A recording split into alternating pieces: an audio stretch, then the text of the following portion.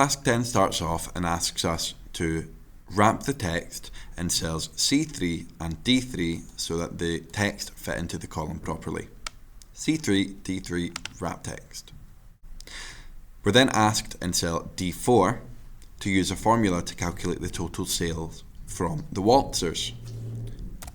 400 tickets were sold at £2 a piece. So we can times those together and drag the formula down.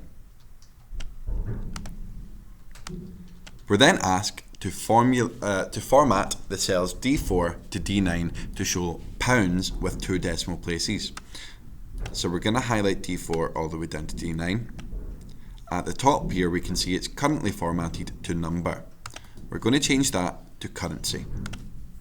It's automatically put the decimal places in for us, but it's interesting and good to note that if we were asked to increase or decrease the number of decimal places, that's done with these buttons here. We can delete this comment now. In cell G4, use an appropriate formula to calculate the total number of tickets sold. G4, total tickets sold, we're going to sum all of these together. Total sales is going to also be sum, but we're going to take from the D column. Cell G7, we're being asked to use a formula to find a traction with the highest number of tickets sold, so that's max. Take the tickets sold and enter. Which one gave us the highest sales? Max. Total sales. Drag it down. We're going to do the same for the lowest and the average. So lowest is min.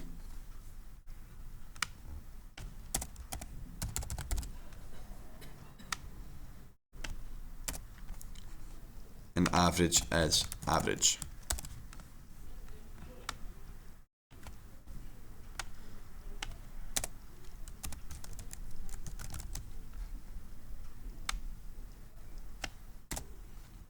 And now I can delete this comment. Moving on to printing, we're going to change the page setup to landscape as instructed. We're going to make sure it fits on one page, which it currently doesn't. So we're going to change the scaling.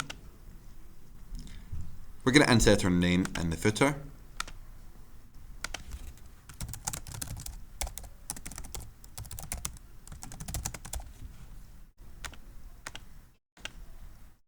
And we're going to print one copy of the spreadsheet in value view showing grid lines only.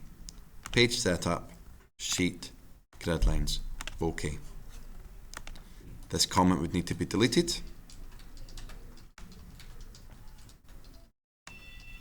And we're also looking to print one copy in formula view, including grid lines and row and column headings. So formulas, show formulas, file, print, page setup, sheet, and row and column headings. Be careful here because I can tell that on the right over here, some of my formulas getting cut off. So I'm going to have to go back and make sure this column is big enough to fit it. I can now delete this comment and complete the printing.